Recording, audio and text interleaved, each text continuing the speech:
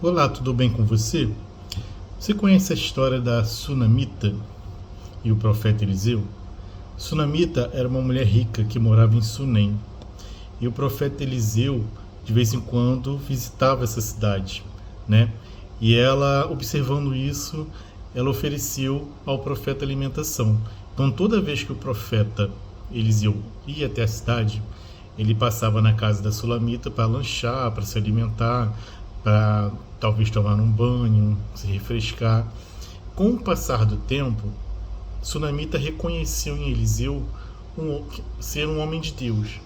E ela foi até o seu marido e perguntou ao seu marido se poderia construir um cômodo para toda vez que ele fosse na cidade, ele não só comesse na casa dela, ele tivesse um lugar para descansar, para buscar o Senhor, para orar, para se consagrar para a missão que eles teria naquela cidade. E aí, primeiramente, nos traz uma reflexão para mim e para você. Você tem honrado o profeta de Deus que Deus colocou na sua vida? Ou você só faz o que ele pede? Nesse caso, Sunamita não fez nada a pedido de Eliseu. Ela reconheceu nele um profeta de Deus e ela quis ofertar um serviço. E eu e você, nós temos oferecido? O que nós temos oferecido para o profeta que Deus colocou na nossa vida? Então, se você hoje reconhece um homem de Deus na sua vida, faça uma oferta para ele, uma oferta pessoal, dê alguma coisa para ele. Se você vê que ele tem alguma necessidade que você possa ajudar, você vá até ele, ofereça. Não espere que o profeta tenha que pedir algo para você. Então, assim como o Sunamita fez com Eliseu, tentando identificar uma necessidade e oferecer essa solução para ele, ela fez. Que nós possamos ter essa atenção.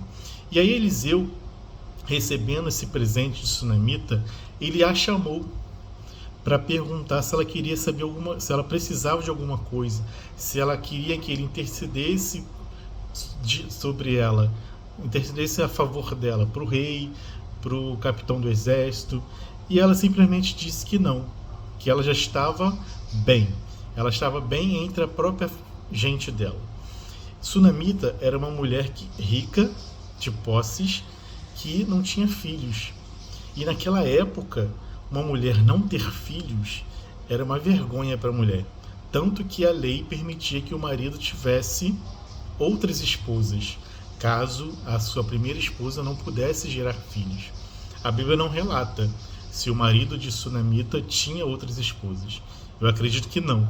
E aí o profeta chamou ela falou que não tinha necessidade alguma.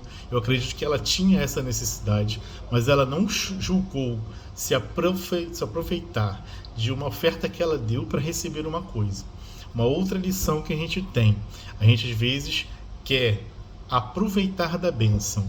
Às vezes a gente oferece alguma coisa para Deus, esperando que Deus nos dê alguma coisa. Então, que eu e você reflitamos nisso. As nossas ofertas, as nossas contribuições, os nossos trabalhos manuais, varrer um chão, lavar um banheiro, fazer alguma coisa na casa do Senhor, ou para o pastor, ou diretamente para Deus, será que a gente está fazendo alguma coisa esperando receber de volta? Sunamita não pensou nisso. Ela poderia pensar em algo que ela tinha necessidade, como ter um filho, pedir ao profeta para orar a Deus para conceder um filho a ela. E ela não fez.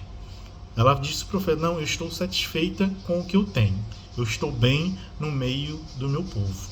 E aí o profeta não ficou satisfeito. Eliseu não ficou satisfeito e questionou ao servo se ele sabia se ela tinha alguma necessidade. E aí o servo de Eliseu falou: ela não tem filhos. Eliseu chama ela e profetiza o nascimento de uma criança.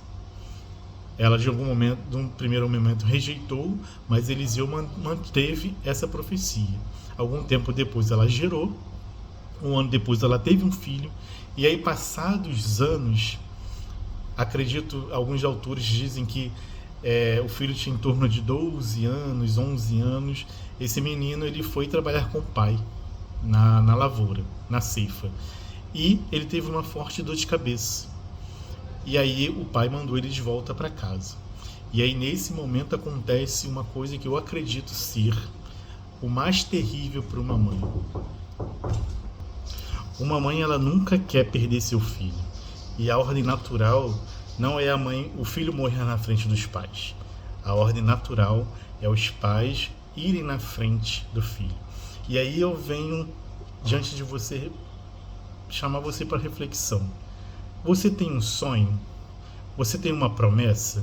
E se sua promessa morrer?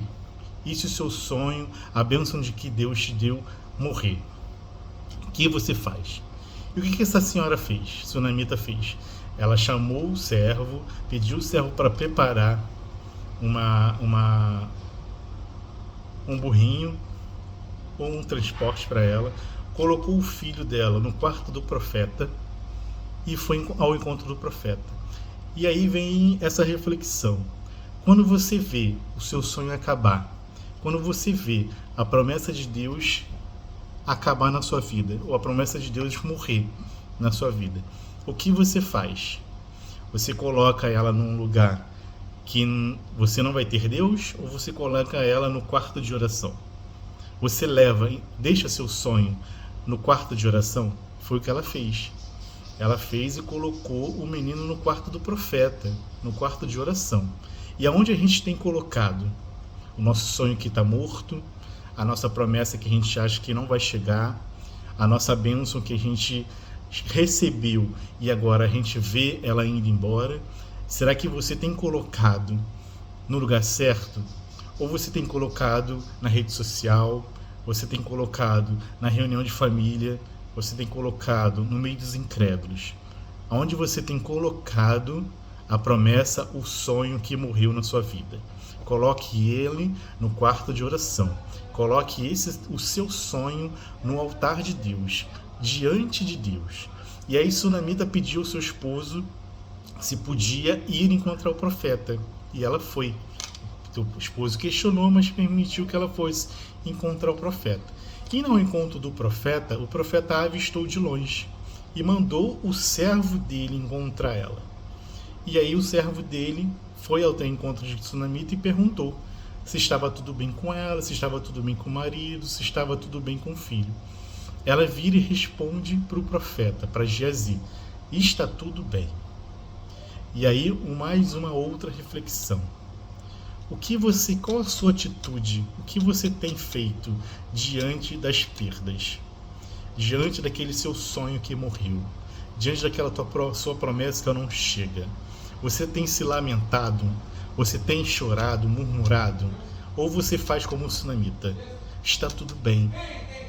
Por que ela falou que está tudo bem? Primeiro que Geazi não teria como ajudá-la. Ela estava indo ao encontro do profeta, da pessoa que profetizou aquela bênção para ela e aconteceu, da pessoa que tinha contato direto com Deus.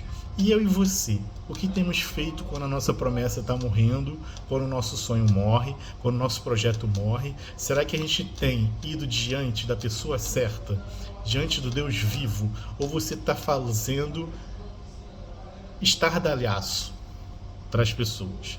Você está chorando, você está murmurando, você está reclamando. Não, Sunamita não fez isso. Sunamita não reclamou com o marido, Sunamita não reclamou com o Geazi. Sunamita foi para quem ela tinha certeza que teria a solução para essa situação. E as pessoas, quando alguém te questionar, está tudo bem. Você não tem que falar o seu problema para A e para B. Você não tem que falar o seu problema para o seu colega do trabalho. Às vezes é um colega incrédulo e você fala os seus problemas.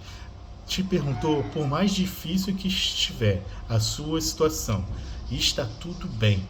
Está tudo bem porque eu confio no Deus vivo. Está tudo bem porque Jesus venceu na cruz para me salvar, para me resgatar, para trazer somente bênçãos para a minha vida. Que você e eu possamos hoje, independente da situação que nós passemos, está tudo bem.